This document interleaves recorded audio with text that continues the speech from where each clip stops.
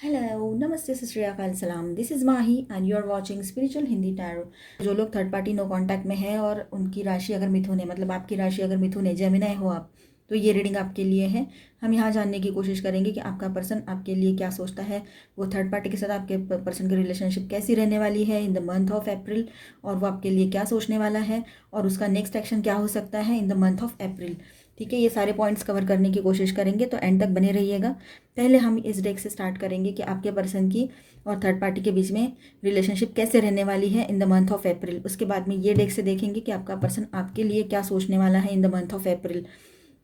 फिर हम ओरेकल से जानने की कोशिश करेंगे उसका नेक्स्ट एक्शन क्या रहेगा आपके तरफ इन द मंथ ऑफ अप्रैल। ठीक है, एंड तक बने रहिए। चलो स्टार्ट करते हैं। आपका पर्सन और वो थर्ड पार्टी के बीच में क्या चल रहा है अभी इस वक्त, वो जानने की कोशिश करेंगे। हम एंजल्स हमें गाइड करेंगे और ये जनरल रीडिंग हो सकता है आप सबके साथ रेजोनेट हो जाए या रीडिंग का कोई पोर्शन आपके लिए गाइडेंस साबित हो। तो जितना रेजोनेट होता है उतना ही एज अ गाइडलाइन लीजिए, बाकी को साइड लाइन कर दीजिए। ठीक है, एंजल्स हमें गाइड करेंगे। यहाँ पर बहुत सारे मैसेजेस आने वाले हैं, मैं पहले ही कह देती हूँ आपसे, तो आप अपने सिचुएशन के हिसाब से रेजोनेट कीजिए, क्योंकि मैं बोलते बोलते जब बीच में रुक कर ये सारी बातें बोलने लग जाती हूँ तो लिंक टूट जाती है। आपसे जो जुड़ी हुई होती है, आपके पर्सन से जुड़ी हुई होती है वो लिंक। ठीक है, तो मैं पहले ही बता देती हूँ आपको, आप अपने हिसाब से रेजोनेट कर लेना। और मैं यहाँ पर आपसे कनेक्ट होती हूँ और आप अपने पर्सन से कनेक्ट होते हो। ठीक है, तो उनकी भी एनर्जीज यहाँ पर कैप्चर होती है, आपकी भी होती है, और वो अगर किसी और से कनेक्ट है तो उनकी भी होती है।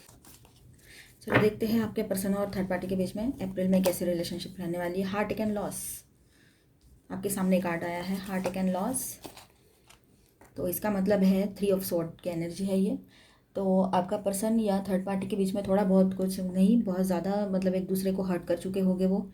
तो अप्रैल में ये चीज़ हो सकती है उन दोनों के बीच में कि वो दोनों एक दूसरे को हर्ट कर देंगे, एक दूसरे के लिए प्रॉब्लम्स क्रिएट कर देंगे, एक दूसरे के साथ वो हैप्पी नहीं है, ये इस कार्ड से समझ में आ रहा है। एक दूसरे को तकलीफ दे रहे हैं, एक दूसरे को दुख दे रहे हैं वो एक साथ रहकर, ये चीज़ होने वाली है या हो सकती है।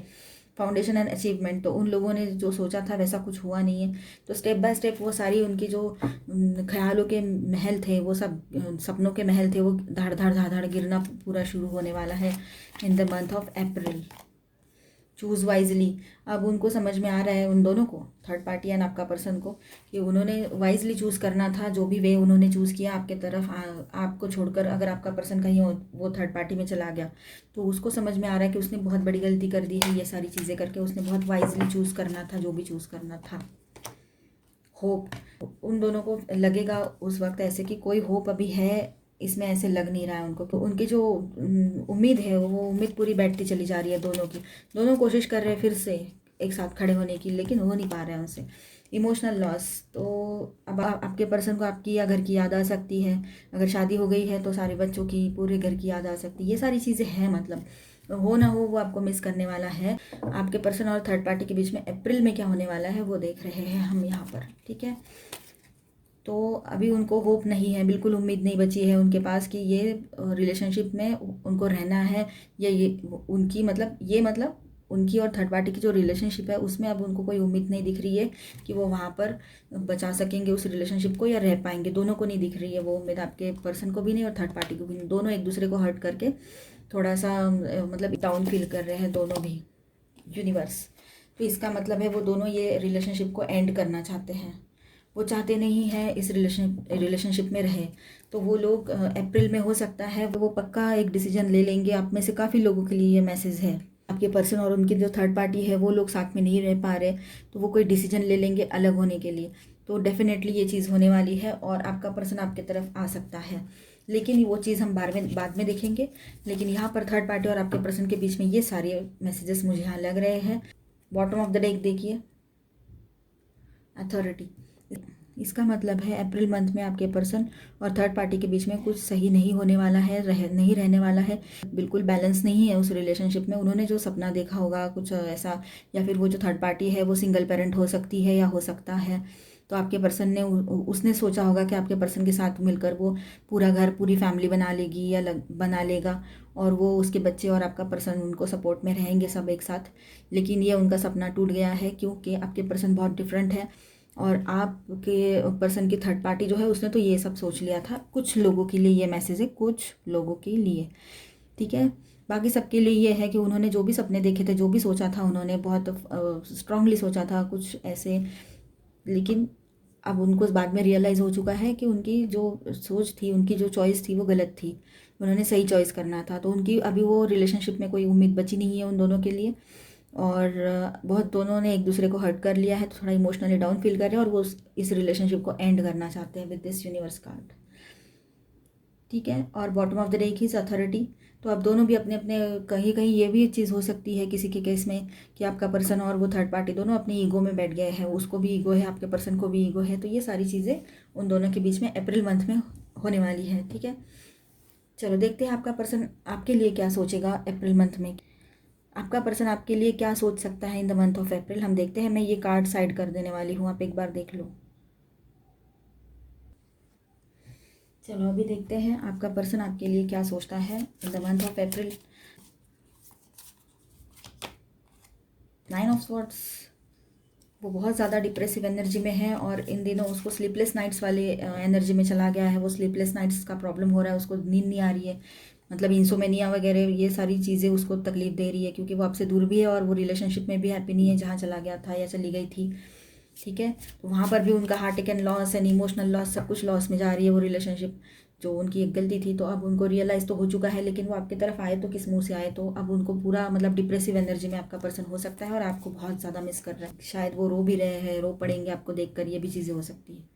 या फिर आपको जो तकलीफ़ दी है उस तकलीफ़ को वो महसूस कर रहे हैं अभी, तो इस वजह से भी वो थोड़ा सा डाउन फील कर रहे हैं, डिप्रेसिव एनर्जी में हो सकते हैं। 7 ऑफ वैंड्स, तो 7 of wands with the 7 of wands card, यहाँ पर ये एनर्जी है कि आपका पर्सन जो है वो अपने खुद से, अपनी खुद की लड़ाई मतलब खुद से लड़ रहा है वो, या लड़ रही है। ठीक है, अपने हिसाब से रेजोनेट कर लो, लड़का या लड़की, जेंडर स्पेसिफिक नहीं है। तो आपका पर्सन जो है वो खुद से लड़ाई कर रहा है अभी, वो उसकी खुद ही दिलो दिमाग में उसके झगड़े चल रहे हैं कि उसने जो किया वो गलत किया। मतलब उसको पता है ये सब उसी ने किया, किसी उसी का किया धरा है, उसकी गलती थी, आपका कोई गलत नहीं था। आप इसमें कोई गलती नहीं, आपकी कोई गलती नहीं थी इसमें। ठीक है, ये चीज़ उसको समझ में आ गई है। साथ में यहाँ पर एक चीज़ और भी है, दूसरा मैसेज, कि आपका पर्सन जो है उसको पता है कि आपकी तरफ आना है उसको, मतलब कितने लोगों को आंसर देना पड़ेगा उसको, सबको आंसरेबल सिर्फ वही रहेगा, आपको ही नहीं, सारी दुनिया को, उसके घर वालों को, आपके घर वालों को। अगर शादी हो गई है तो, शादी नहीं हुई है तो आपको आंसरेबल रहेगा। फिर कुछ लोग अगर समझो घर में भी बात पता है तो सबको आंसरेबल वो वही रहेगा, ये बात है। द स्टार, तो वो आपके तरफ एक पॉजिटिव न्यू स्टार्ट लेना चाहता है। पॉजिटिव एनर्जी यहाँ पर आई है अभी with the star card, new beginning की एनर्जी आई है with the star card. And वो ऐसा है कि बिग पॉजिटिव चेंजेस आने वाले हैं, बहुत उसके सोच में चेंजेस आ जाएंगे, उसका इस रिलेशनशिप की तरफ देखने का तरीका, उसके इस रिलेशनशिप की तरफ देखने का जो व्यू है, जो नज़रिया है, वो चेंज होने वाला है अभी आपके तरफ देखने का, ये चीज़ हो सकती है। और वो बहुत ज़्यादा मिस कर रहे हैं आपको, और आपकी तरफ आने का सोच भी सकता है। आप उसके लिए उम्मीद का आखिरी सितारा बचे हो अभी, बस यही एक चीज़ हो सकती है उसके लिए। 2 ऑफ हैंड्स, तो वो अभी आपके तरफ आने के लिए कुछ तो स्ट्रेटेजी प्लान कर रहा है, सोच रहा है आपकी तरफ आया जाए, कुछ तो है, वो मिस कर रहा है। वो दूर से ये अकेला रहकर यही सोच रहा है या सोच रही है कि मुझे इसकी तरफ जाना है, लेकिन मैं करूँ क्या, कैसे, कॉल करूँ या मैसेज करूँ, या किसी फ्रेंड, कॉमन फ्रेंड को बोलूँ, या अगर शादी हुई है तो किसी घर वाले से बात करूँ, क्या करूँ, ऐसे सारी सोच में वो डूबे पड़े हैं आपके person. 8 of hands, very nice card, thank you so much angels. तो वो ट्रैवलिंग करके आपकी तरफ आ सकते हैं, ट्रैवलिंग की एनर्जी यहाँ पर है। कुछ लोगों के लिए ये चीज़ पक्का हो सकती है कि वो ट्रैवल करके आपकी तरफ आ जाए, और बाकी सबके लिए ऐसा है कोई एक हाथ दूसरा मैसेज कर दे आपको, ये भी चीज़ हो सकती है अप्रैल महीने में। ठीक है, आपके पर्सन आपके लिए क्या सोचते हैं, तो वो आपके लिए ये सब सोच रहे हैं अभी, एक न्यू स्टार्ट लेना चाहते हैं आपके तरफ आना चाहते हैं, आपसे कांटेक्ट करने की कोशिश करेंगे, और वो ये भी सोचेंगे कांटेक्ट करें तो कैसे, किसके थ्रू। प्रिंसेस ऑफ फैंस, तो आपकी तरफ एक गुड न्यूज़ आने वाली है विद दिस कार्ड। आपका पर्सन जो है उसको रियलाइज़ हो चुका है, उसने बहुत बचकानी हरकत कर ली है जो उसने नहीं करनी थी, अगर आपकी शादी भी हो गई है तब भी। ठीक है, तो एक गुड न्यूज़ आपकी तरफ आने वाली है कि आपका पर्सन आपको कॉल या मैसेज कर सकता है विद, ये दोनों कार्ड्स एक दूसरे के साथ आ गए, इसका मतलब है 100% गारंटी यहाँ पर लग रही है इसका मतलब है कि 100% आप में से काफ़ी लोगों के पर्सन आपको कॉल या मैसेज कर सकते हैं। प्रिंस ऑफ स्वॉर्ड्स, तो बहुत ज़्यादा एग्रेसिवली आपके तरफ कोई एक्शन लेने के मूड में अभी आपका पर्सन है, बहुत ज़्यादा एग्रेसिव फील कर रहा है। अब जो भी कुछ हो जाए वो आपके तरफ आना ज़रूर चाहेंगे, देखना आप। फाइव ऑफ सॉर्ड्स, उसने जो गलती करके चला गया था, आपको हर्ट करके गया था, आपके साथ लड़ाई झगड़ा करके गया था, आपके बड़े जो बीच में पड़े थे, आपके फ्रेंड्स थे किसी किसी के लिए, तो मतलब किसी के फ्रेंड्स हो सकते हैं, किसी का अगर शादी हो गई है तो घर के बड़े बुजुर्ग ने उनको रोकने की कोशिश की, लेकिन वो नहीं रुका और जॉब के लिए वजह से वो दूर चला गया था, ये चीज़ हुई थी। तो अब उसको वो सब याद आ रहा है कि वो कैसे उसने सबसे झगड़ा कर लिया था और चला गया था या चली गई थी, तो अब किस मुंह से रिटर्न आए वो, ये भी सारी चीज़ें उसके दिमाग में चल रही है। लेकिन वो बहुत ज़्यादा एग्रेसिव एनर्जी में है, वो चाहे झगड़ा कर ले किसी के साथ लेकिन वो आपके तरफ आ जाएगा। अब वो थर्ड पार्टी से झगड़ा भी हो जाए उसका, या आपके घर वालों से या आपसे भी उसको थोड़ा बहुत झगड़ना पड़े, लेकिन वो आपके तरफ ज़रूर आएगा, ये चीज़ उसके दिमाग में है अभी स्ट्रांगली। एस ऑफ स्वॉर्ड्स, वो बहुत एग्रेसिव एक न्यू बिगनिंग करना चाहता है इस रिलेशनशिप में आपके तरफ आकर। तो ये चीज़ है, वो आपके लिए इतना अच्छा सोच रहा है, और अभी वो पूरा उसका जो लव था ना, इमोशंस थे आपके लिए, वो पूरे उमड़ उमड़ कर बाहर आ रहे हैं अभी उसके। मतलब अभी वो हेड ओवर हिल्स वो आपके लव में है अभी, उसको और कोई चीज़ सूझ नहीं रही है अभी, बस आप पे ही फोकस है वो और आपकी तरफ ही आना चाहता है। ठीक है, चलो ठीक है, अभी हम ऑरेकल गाइडेंस देखते हैं आप सबके लिए। तो आपका पर्सन की आपके लिए फीलिंग्स अप्रैल महीने में ये ऐसी रहने वाली है।